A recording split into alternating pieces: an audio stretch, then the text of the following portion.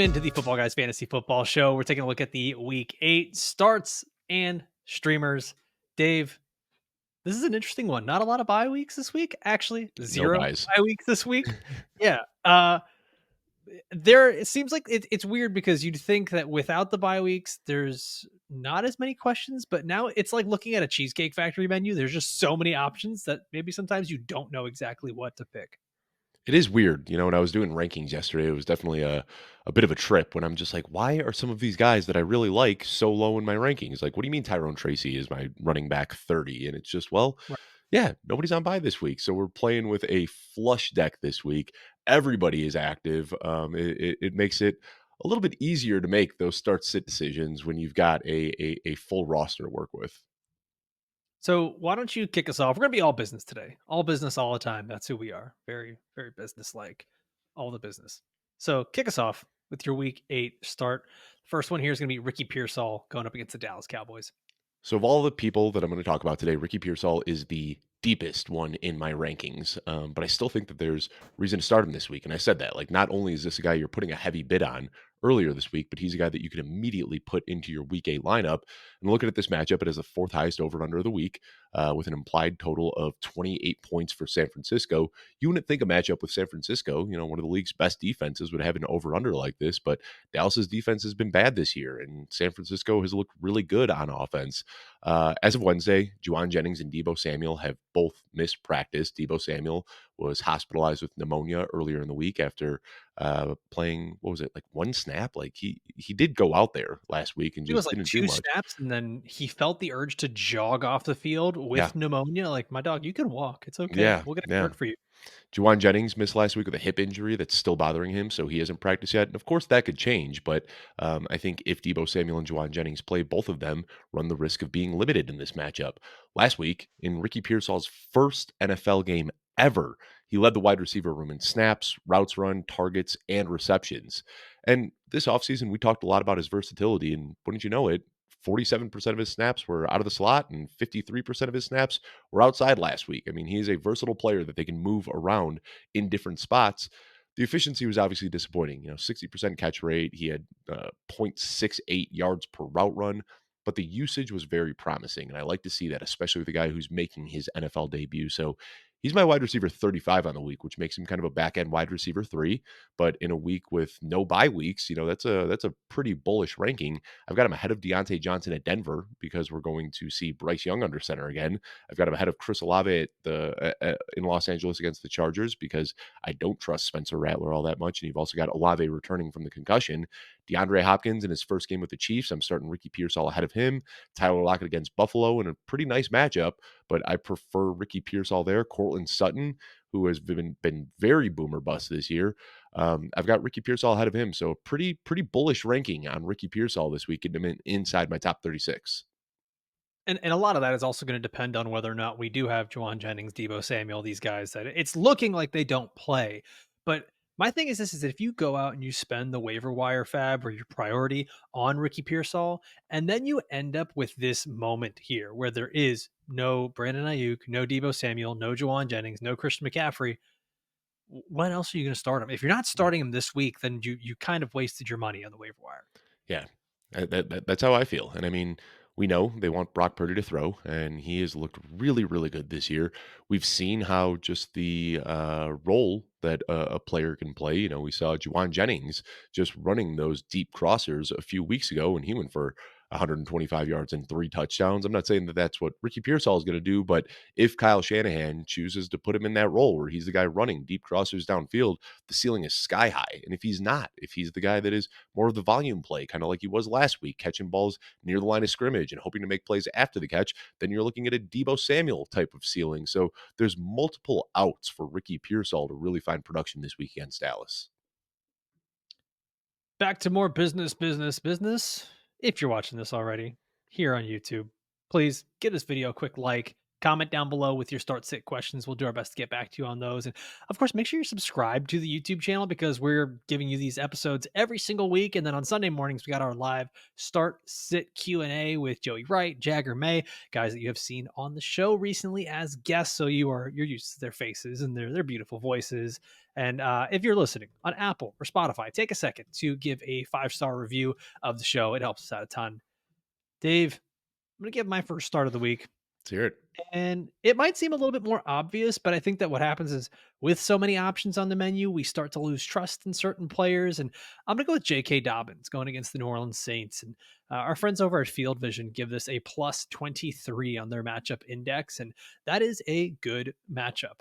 And it really is. The Saints right now, they're allowing the 5th most fantasy points to running backs. And they've given up 100 total yards and a touchdown to 4 of the last 5 running backs they've faced. So this is a really juicy matchup for J.K. Dobbins, who I know has slowed down in recent weeks, right? Like, but the workhorse role still remains. There is no Gus Edwards. This team is still really heavily relying on J.K. Dobbins. And I don't know if you guys all watched the Saints game last week, but the quarterback position's not great. And whether it's Spencer Rattler or Jake Hayner, I don't think it's really going to matter. This Chargers defense should be able to dominate whichever Saints quarterback is back there, giving Dobbins a ton of work, letting the Chargers play with a lead. He's my running back 12 on the week, Dave.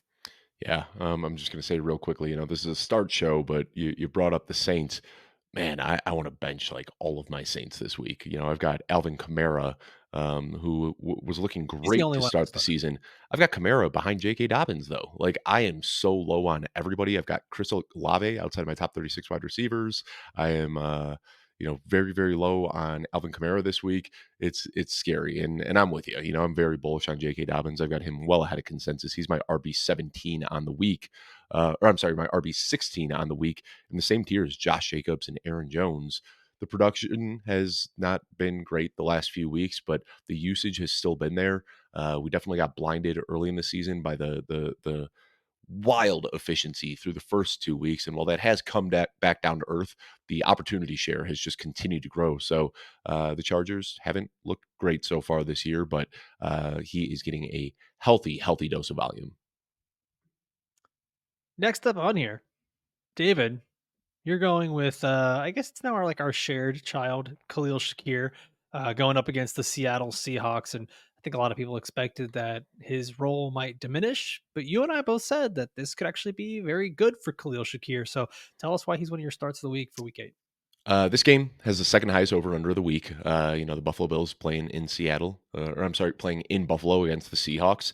And Shakir, we know what it's been so far this year. He's pulled 5+ targets in all but 2 games, and I think there was some concern about Amari Cooper and how his addition would kind of change things up in Buffalo. But I'm not really that worried about it because we've seen Shakir do multiple things throughout his career. In the first 2 years, he was very much so just kind of a deep ball specialist, and this year his average target depth is less than half of what it's been throughout his career so far.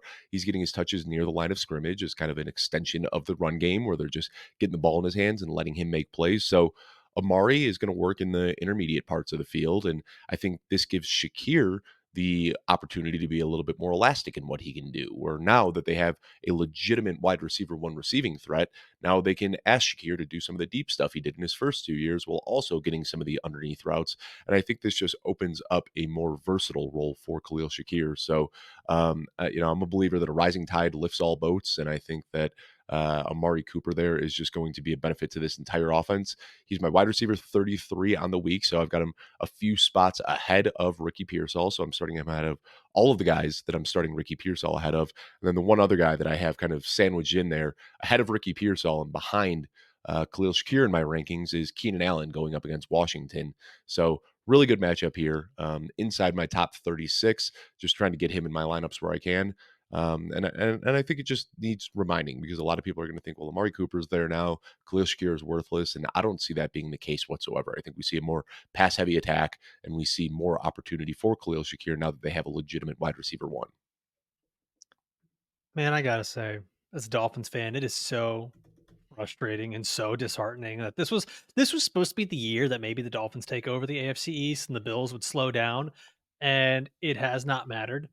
and Josh Allen still is playing some pretty good ball. And then the addition of Amari Cooper just makes that offense so dangerous. It really is the rising tides lift all boats thing, because the offense, they're just going to always be in scoring position no matter what. It's going to be very similar to when the team did have, I don't want to say prime Stephon Diggs, because this isn't I prime mean, Amari yeah. Cooper, but it's better than what we were getting towards the end of last year. And Cooper and Diggs are very similar players with where they're going to Yeah. pull their targets and the types of routes that they're going to run. So, Josh Allen had been forced to kind of play hero ball so far this season without a true wide receiver one. Now I think he goes back to playing football like the Josh Allen we saw over the last couple of years. One other thing I'll say, Alfredo, season's not over yet. It's been Mm. rough without Tua these last few weeks, but you guys are 2 wins away from sitting at 500. There's still a lot of season left, and looks like Tua should be back this week. And as Tyreek said, the gang is back together. I am totally again. We're talking about kind of the fringe guys that you're getting in your lineup. Devon Achan is my running back 4 on the week. Tyreek Hill is my wide receiver 3 on the week. I've got Jalen Waddle inside my top 20. I am eating the cheese. I'm back in on Miami now that Tua's there. Okay. I do feel better about the offense, right? And I do feel better about the players in fantasy. I've heard this song too many times, man. I know how it ends. I mean, Makes me I'm sad. I'm at a point where in one league, Tua is sitting on waivers and Brock Purdy is my current quarterback, and I'm debating dropping Purdy for Tua. It's kind of weird. I think people, we go 1 month without seeing Tua, and I think people forget how good Tua is and how good this offense is when Tua is under center. Like we've just seen Tyler Huntley and Tim Boyle and Skylar Thompson over the last month, and now I think everybody just thinks that the Miami Dolphins are toast when the reality is they haven't been playing with their best players. So I think it's only up from here, Alfredo. I like the way you say it. You say Tua. Tua. You give a little. Hawk It's a little. Tua. Nope. All right, on to the next Nope. one. I was really hoping you weren't going there. Really was hoping you weren't going there. Anyways, next player. You threw up the alley oop. I had to put it down. Next All player. right. I'm gonna talk about Javonte Williams going up against the Carolina Panthers, and it's basically, if you have a running back that's going up against the Panthers, just start them. Like, I don't care who it is. The Panthers have been absolutely horrendous. They're allowing the most fantasy points to running backs in the NFL right now, and they've allowed a rushing touchdown to a running back in every single game this year, including multiple touchdowns in 4 out of 7 games. And Jonathan Williams coming off of his best game of the season last week, 17 touches, 111 yards, 2 touchdowns. So a multi-touchdown game is within his wheelhouse. Maybe a few weeks ago we thought it wasn't possible, but the Broncos have been able to move the ball up and down the field with Bo Nix, and our friends over at Field Vision give Javonte Williams a plus 11 on the matchup index, which is a decent matchup. It's just above neutral for them. And the thing that actually really, we got this news yesterday, and what stands out to me, Dave, is Bryce Young is going to be starting for the Carolina Panthers against the Denver defense. That's why I've got And Ricky Pearsall ahead of Deontay yeah, Johnson. yeah, yeah, Real yeah. quick, I think don't mean to like derail your talking point, but did you see that like before Andy Dalton got in the car accident, they asked like, "Oh, are you guys thinking about going back to Bryce Young?" And he was like, "Absolutely not. This is Andy Dalton's team. He's deserved the opportunity." And then the car accident happens, and they're like, "We're going back to Bryce. We yeah, have no choice." Like yeah. knowing that he needs to go out there for a coach that like just threw him under the bus and said they don't want him starting, it's going to be rough. I'm rooting for him. Like, I really Yeah, of genuinely, course. I want to see some success. Like, I'd love to see angry Bryson goes out there and slings it for 3 touchdowns and has just a phenomenal game, and there's some hope there. But yeah, I'm not starting any Panthers, and I am Yeah. absolutely comfortable starting any Broncos that I want. Like, go Javonte Williams, Devon Vele, Lucas Kroll. Like, just sure, get in your bag, go after it, and just to start throwing out all the Denver Broncos against the Panthers defense this week. Like, I don't even know if Chuba Hubbard is worth starting this week after he was an instant start every single week. Yeah. But for my start here, Javonte Williams, he's my running back 15 on the week, and Woo. I've got a lot of trust in not only Javonte, which I hope he doesn't burn me this week with the usage that he could get from Sean Payton. But we've seen some better usage over the last few weeks. He is the clear cut RB1 in this offense, and that Denver defense could really just seal the deal for the Broncos and just allow the team to rely on Javonte running the ball to close it out. That's a pretty bullish ranking on Javonte. I'm curious to see my start of the week, the running back that I'm going to talk about next. I'm curious to see if you've got Javonte above or below him. Ooh, let me go look that up right now. So why don't you hit us with your next start of the week? Najee Harris going up against the New York Giants.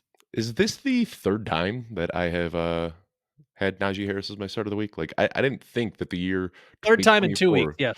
Yeah, I didn't think that this would be Dave Kluge would be the Najee Harris truther in 2024, but man, I'm just shocked every single week when I look at consensus rankings and see how low everybody is on Javonte Williams. He's averaging 18.7 touches per game. That's 11 I mean most in the Najee. league. I'm sorry, who did I say? You said Javonte Williams. Sorry. Yeah, you're in my It's head. okay. I We were understand talking you're about hopping Javonte. aboard the Yes. train. Yeah, I'm in your head. I'm in your head, boy. Go. Yeah, still on the first cup of coffee. Still warming this brain up this morning. But this is a stat that really blew my mind, Alfredo. I was doing some digging this morning. There have only been 4 running backs in the NFL this year that have seen at least 16 touches in every single game. Isaiah Pacheco and Kareem Hunt, kind of funny enough that they have both done that with the Chiefs. Kyron Williams, and Najee Harris. I mean, this guy is giving you one of the best weekly touch floors of any running back in the league so far this year. Back to back games now with 100 plus rushing yards and a touchdown.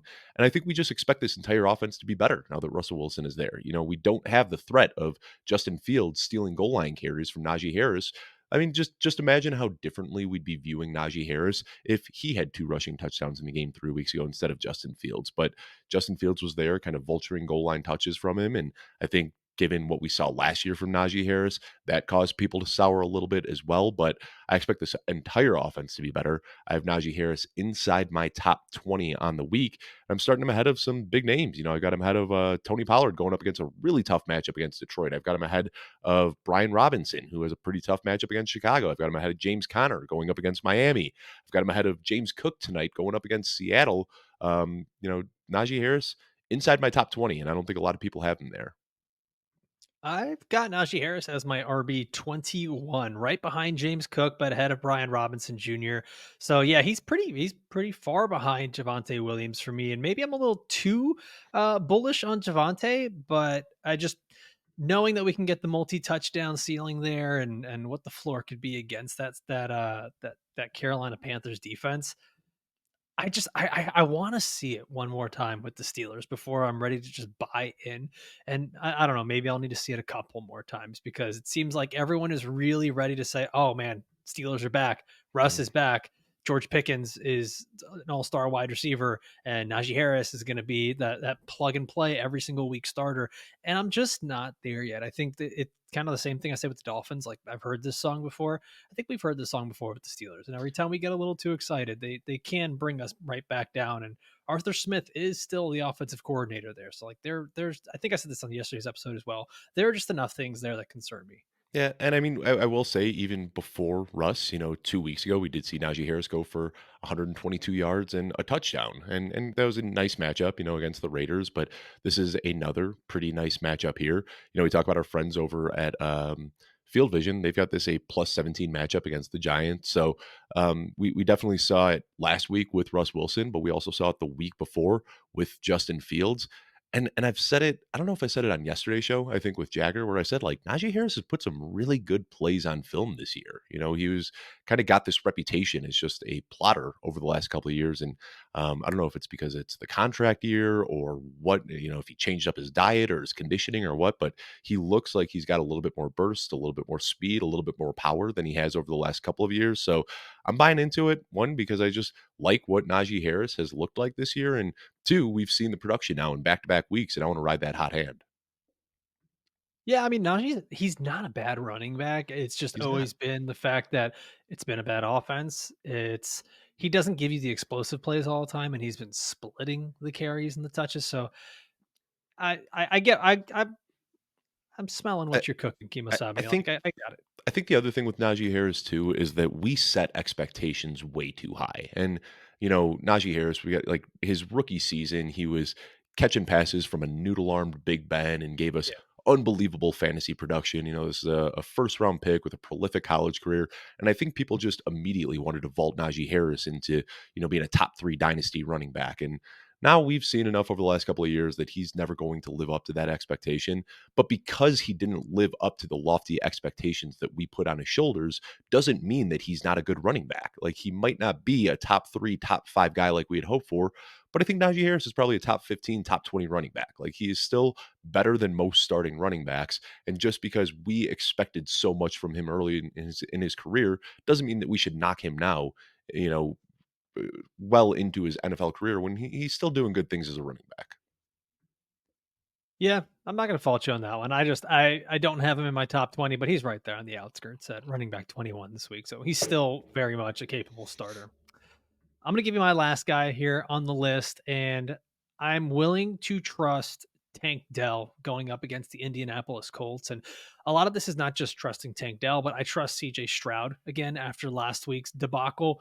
And listen, the matchup is actually pretty good because prior to last week, the Colts were allowing the ninth most fantasy points to wide receivers. And then they go up against the Miami Dolphins, where there's basically like a handful of completions to wide receivers. Now all of a sudden the Colts seem like they're a tough fantasy wide receiver matchup, and it's really not. I mean, we can still remember the last time the Texans played the Colts, the trio of Tank Dell, Nico Collins, and Stephon Diggs combined for 15 catches, 190 yards, and 2 touchdowns. Now, I know everyone's going to point out the 2 touchdowns were Stephon Diggs. He did that on 3 catches. Yeah. And the majority of the yardage was Nico Collins. But the thing is that Nico Collins is not going to be there. He's out with his injury. Tank Dell is the guy that I think that we're going to see Stephon Diggs get all the underneath and intermediate stuff like he has been throughout the year. And I do expect Tank Dell to be the guy that opens up the field a lot more for CJ Stroud.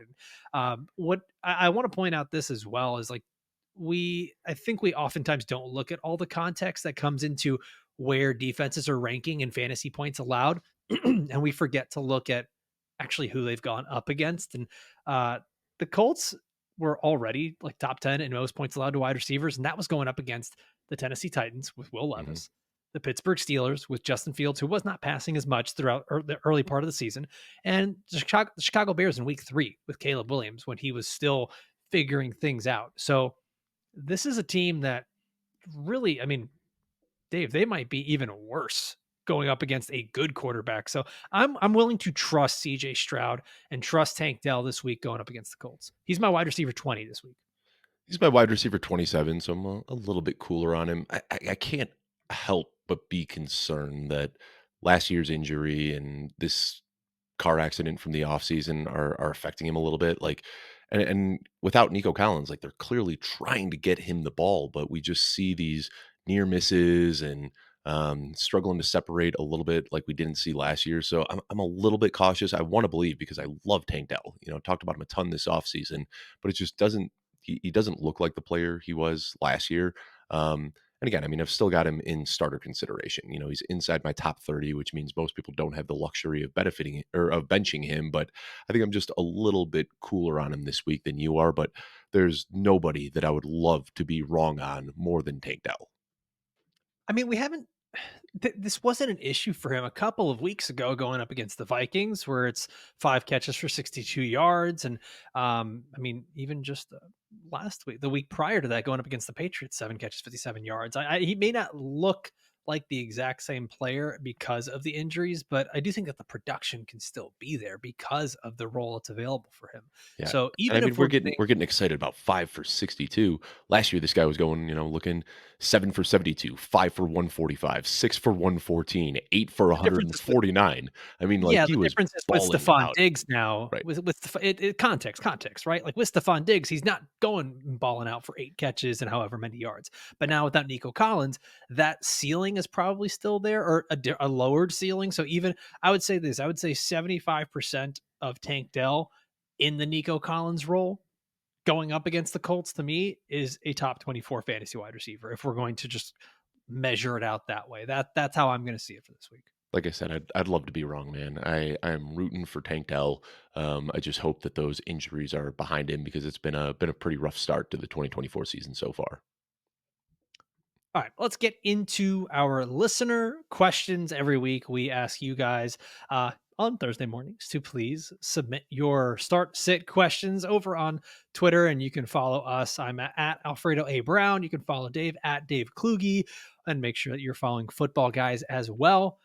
Dave, we've got our questions here, and the first one comes from Adam, who says, "Who benefits the most from the Bucks wide receivers? Is it going to be Sterling Shepard or Jalen McMillan?" Just for fun, we'll throw in Trey Palmer there as well. So let's answer that question first. Who do you think ends up benefiting most? In this week, I do have the slight edge to Jalen McMillan because I think he has the higher ceiling. It's kind of, as I say all the time, the allure of the unknown. He's a rookie who showed some flashes and was getting a strong drumbeat out of Tampa Bay's preseason camp this year. But I think if you're looking for any sort of floor, like you're not swinging for the fences, you don't want a 30-point ceiling. You're just saying like, I really need to get 8 points out of my flex spot this week. I think Sterling Shepard is the guy that is going to be, have a little bit more gravity. I think that he's going to pull some more targets his way. I think he is the safer play. So, kind of talking out of both sides of my mouth here. Rest of season, I prefer Jalen McMillan, but if you're looking for points in week 8, I think that Shepard is the safer play. Yeah, I think it's I'm gonna lean the exact same way as you on this one. I think I'm going to give the edge to McMillan for this week and rest of season. We got to see last week 8 targets, and that Yeah, kind of stands out to only me. It's caught just 3, unfortunately, but right. I mean, yeah, when you watch it though, like there were some where Baker was not even close to him. Like there was another target where McMillan is in the end zone, but he's completely, or he was open, and then by the time Baker throws it, completely covered, and it's an interception. So I mean, there is that little added context there. I'm gonna go McMillan. I will say this, he hasn't looked very impressive, right.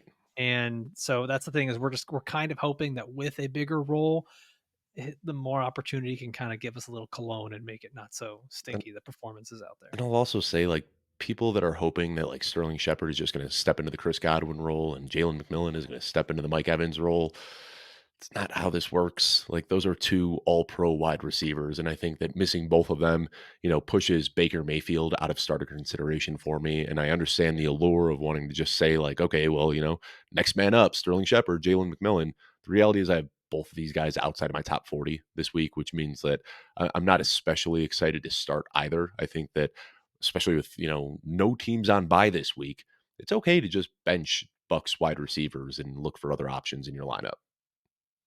Yeah, you mentioned these guys not going directly into the roles that like Godwin and Evans have had. Todd Bowles already talked about that. He actually said this is going to be maybe a good thing for our offense because teams won't know what to expect because we're not just throwing guys into these roles. We're going to have to create something totally brand new for these wide receivers, something Yeah, that fits their skill set. losing your 2 best players is always a really good thing for the offense. Gotta He's love some good trying really coach hard, speak. man. He's trying really, really hard.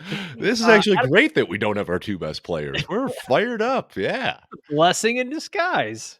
Just get more torn ACLs and what was it Uh, that Godwin had? The dislocated ankle? dislocated ankle, yeah, That was yeah. gruesome.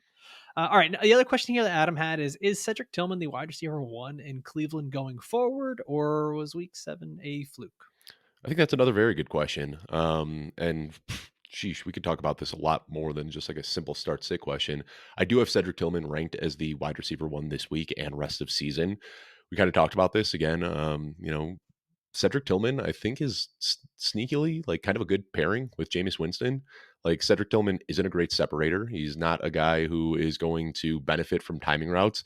He is just a big physical dog. And if Jameis Winston isn't going to shy away from throwing balls into triple coverage, Cedric Tillman could benefit from that. We know what Jerry Judy is at this point in his career. And I think a lot of people are holding on to hope now that the opportunity is there for Jerry Judy and Elijah Moore. But I think that as long as Jameis Winston is the starter, he's got a pretty nice skill set that should work with Cedric Tillman. So again, though, it's going to be kind of the same thing I said about the Tampa Bay receivers. Like just because the opportunity is there doesn't mean you need to force these guys in your lineup. The reality is that Cedric Tillman is my wide receiver 41 on the week, meaning that you probably aren't in a position where you need to start him. Yeah, I was gonna say I'm out. Like I don't care. It's we talk about this all the time in the offseason that being the wide receiver 1 for a bad offense and a Right. bad quarterback Whoa, is whoa, like whoa, being the whoa, wide receiver whoa. 4. Oh, stop it. I'm Do not not doing this. say Jameis Winston is a bad quarterback. He's not a good quarterback. Will not stand for this. He's not a good quarterback. Don't do this. Don't do this. I don't He's a like this. good he's a good quarterback for the wide receivers that he supports in fantasy. Can we at least kind of get He there? he was when he was on the Bucks. And What then about we've seen last him year? What play. about last year when he played a single half of football for the New Orleans Saints and provided Chris Olave with 100 yards and a touchdown in a single half of football? You know, he might not be a great quarterback, but there's something to be said for a just kind of close my eyes and chuck it downfield YOLO quarterback like Jameis Winston and what he'll do for those receivers. I need to see it before I get too excited, but I think there is a little bit of an allure here. Okay. Let's go to our next question here. Jacob's asking Tank Bigsby or Jordan Mason. Let's assume this is half PPR. Dave, who are you going with? Jordan Mason very, very easily. Yep. I know Tank Bigsby looked good last week. ETN was banged up there, but Jordan Mason is my RB 11. Tank Bigsby is my RB 27, assuming ETN is back this week. Yeah, same thing here. We're going to roll through these a little bit faster. DK asks, start one in half PPR. Lad McConkey, Jalen McMillan, Josh Downs, Rashad Bateman, Jerry Judy, Cedric Tillman, Trey Tucker. I think we could do a little process of elimination here. We can remove Lad. Trey Tucker and Jerry Judy. Yeah. I think Lad, I'm really considering Rashad Bateman. I mean, He's been Bateman's so close good. behind. Yeah.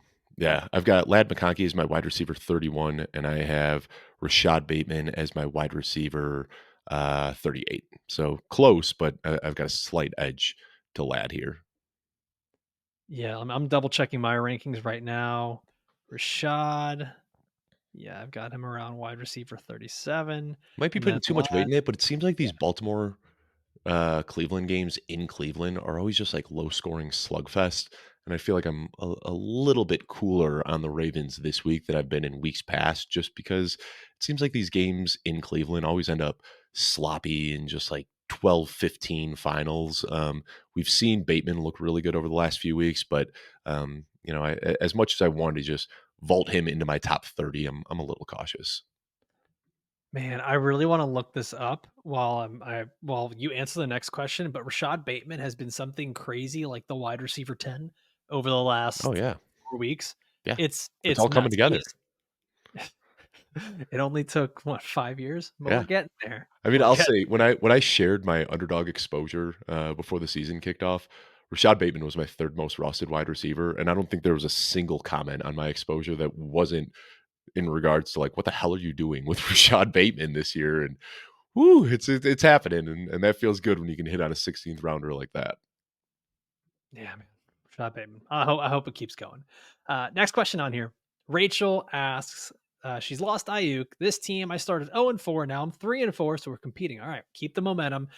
She says Wandale Robinson, Khalil Shakir, or Sterling Shepard to start along wide receiver T. Higgins. So, Dave, I'm going to assume here it's between Wandale and Khalil Shakir for you. Are you going to go with your start of the week, Shakir, or Wandale Robinson? Yeah, I've got Shakir well ahead of Wandale Robinson, about 15 spots ahead. So Shakir pretty easily for me. Let me double check where I'm at on that one. Yeah, going Khalil Shakir as well. And I Got him wouldn't pretty fault far ahead. anybody for going Wandale Robinson, but I don't think Shepard belongs in that discussion. Yeah. No, I don't think Sterling Shepard belongs there either. Next question on here. But this one's fun to say. Dave, I want to hear you try to pronounce this. Bogey Sira. B- All right. Bogey Sira. Boogie Sure. Sira. Boogie Serum. I don't know. Nope. Nope. But we got four different ways to do it there. So, okay, he or she or they is asking, is the Miami defense really that good against quarterbacks, or has it been mainly game script? This is a should I start Kyler Murray tweet. Go for it, Alfredo. Talk about Uh, your Dolphins. First and foremost, yes, start Kyler Murray, because if this does end up being the shootout we expect, yes, you absolutely have to start him. And this is a really good question, Dave, and I'm glad that you found this one, because there's a lot of different factors. The first one is definitely the game script, like was mentioned in that question. Only 26 pass attempts per game against the Miami Dolphins, which is tied Mm, for last in the NFL. But also, we go back to the context of opponents that they faced. Anthony Richardson, yeah. Jacoby Brissett, Mason Rudolph, Trevor Lawrence in week one. And honestly, throughout the season, Trevor Lawrence hasn't been very good. And then you get Josh Allen, who had a strange 19 pass attempt game. That was also the game where Tua Tagovailoa left with a concussion, and the Bills had a really strong lead, and they didn't have to pass. So it's been game script, it's been a lot of happenstance, but there's also something else here, Dave, and I found this to be interesting. The Dolphins defense actually has been quite good, and it's going unnoticed because of how bad the offense has been, but that's what's keeping them in games. And I'll read this to you from NFL Next Gen Stats. The Dolphins have generated a league leading 43.6% pressure rate this season, including the quickest average time to pressure at 2.46 seconds. And they've been doing that without some of their best pass rushers. So yeah, not only have the Dolphins gone up against bad quarterbacks, not only have they had the game script, but their pass rush is actually getting to the quarterback so fast that there are not a lot of good opportunities to pass. So it is a multifaceted thing when the quarterback's going up against the Miami Dolphins. But I do think that Kyler Murray can kind of neutralize that this week, especially with his rushing ability. Yeah, I was going to say there's few quarterbacks better at avoiding pressure than Kyler Murray. So even if that has been the strength of the Dolphins defense so far, I'm not too worried about Kyler. We've seen some pretty rough weeks from Kyler here, but I think that this is a projected shootout. I really like the upside here. I see a lot of people really getting pretty low on Kyler going into this week. He's my QB9. Kyler's my QB9 and Tua is my QB10. So I'm expecting big things from both quarterbacks this week. Nice. I've got Tua QB 15 this week. Like I said, man, I'm going right back to the well.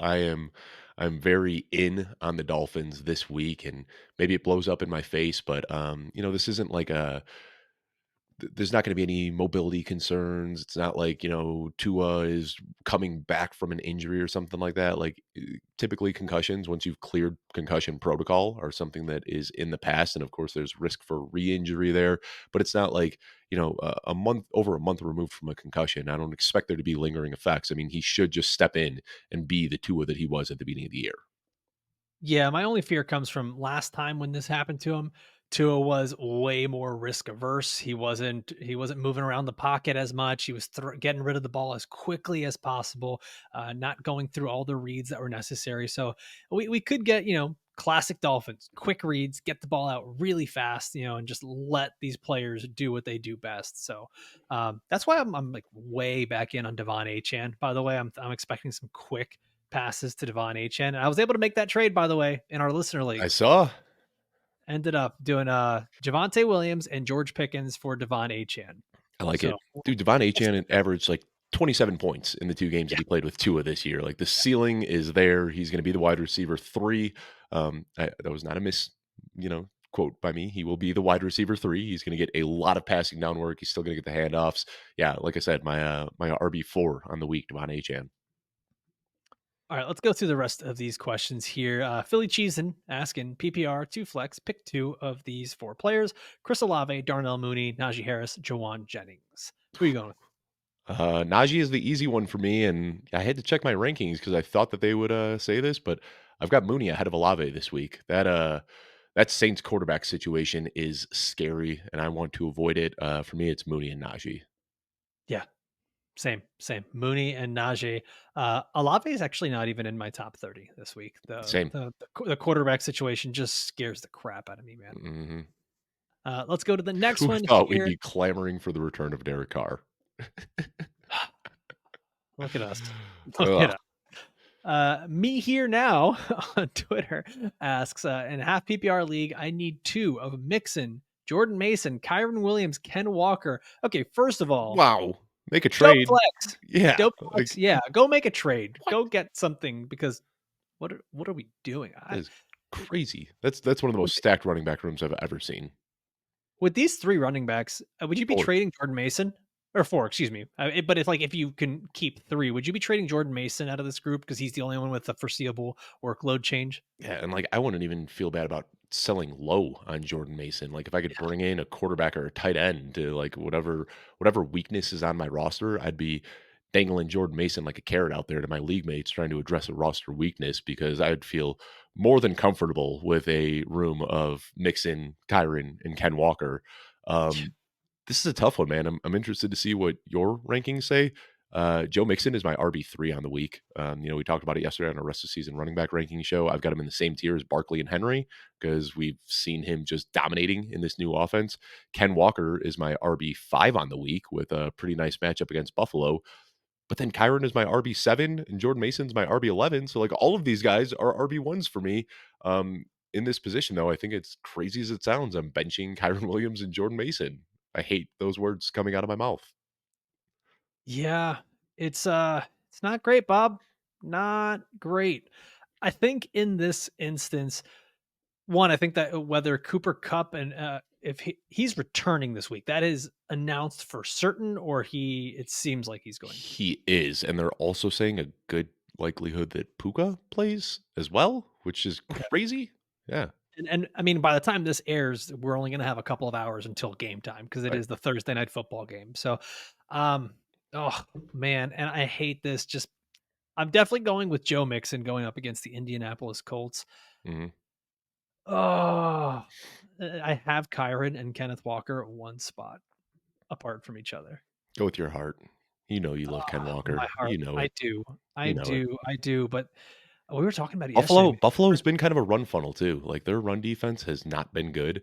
I'm no, but Kyron has just the volume is insane. The amount of touchdowns is insane. Sean McVay drafted him in Ah, fantasy again this year.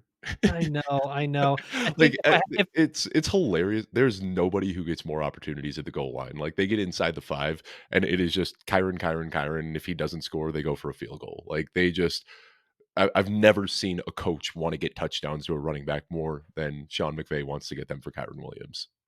I think what worries me most is that if the Minnesota defense ends up really flustering Matt Stafford, that the Rams could just be totally out of it, and I don't necessarily see that for the Seahawks. So I I have no read on this game tonight, to be honest. I know no, it's a Thursday night game. I don't know if the Rams are gonna come out and just look like the Rams of old now that they have all their weapons back and hang 45 points on Minnesota, or if this blitz heavy attack from Minnesota is just gonna allow them to just tee off on Stafford all night. Like, I have no idea what to expect. yeah, that's what scares me is that defense for Minnesota. So I'm going Mixon and Walker here. Let's go to the next question on here. Brock Bowers or David Njoku for week 8 and rest of the season? Bowers, easy. Bowers, easy. And I will say, Njoku is my tight end 4 on the week. We saw Jameis Winston forcing the ball to him, but Bowers, the only guy I'd prefer in week 8 and rest of season ahead of Bowers is George Kittle. I don't think there's going to be many situations where Bowers is not a top 3 tight end every single week in Yeah. our rankings rest of season. I've been So trying so hard to trade for him, and I think that window slammed shut. Like, I'm throwing out huge offers for Brock Bowers, and I can't get him anywhere. the second Devontae Adams got traded, that window got Yep. sealed shut. Yep. Yeah. Next question on here from Ben. He's asking Chase Brown or Terry McLaurin if Jaden Daniels does not play. So are you trusting Terry McLaurin with Marcus Mariota Nope. or are you going with Chase Brown? Yep. Chase Brown. Yeah, same here. I don't want to trust anyone on the Commanders offense if it's Marcus Yeah, Mariota. we I saw know that song and dance with Drake London, and I don't wanna do it again with Terry McLaurin. he looked good last week. I don't know that I'm gonna expect that again. Yeah, Just I've got Terry McLaurin. trustworthy. Assuming no Jaden Daniels, Terry McLaurin is kind of a fringe wide receiver 3 for me. He's at that, like, wide receiver 2, wide receiver 3 bubble, which is disappointing because he was putting it all together with Jaden Daniels and looking great. Last question on here. This is less of a start sit and more of just a how do you value a certain player.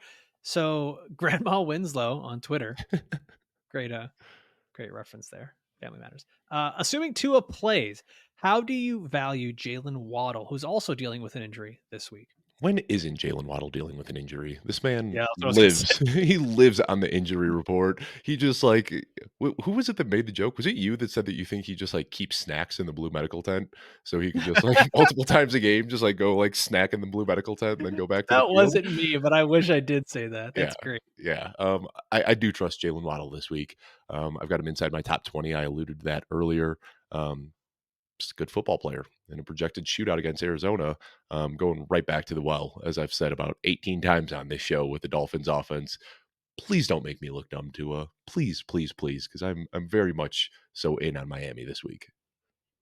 I think that even if we don't get a stellar offensive output from the Dolphins, I think that the targets and receptions are going to be there for Jalen Waddle. Mhm. And with a player like this, that's really all you need for him to just break one. Yep. So yeah, I've got Jalen Waddle as my wide receiver 19 as well. He's also in my top 20. Well, Dave, that'll do it for us, man. We got all of our week 8 starts and we got everyone's questions read out here on the show. We're going to be back again next week on Monday with your week 9 waiver wire pickups. And don't forget, Sunday morning, you've got the live start sit show with Joey Wright, Jagger May, Jeff Bell.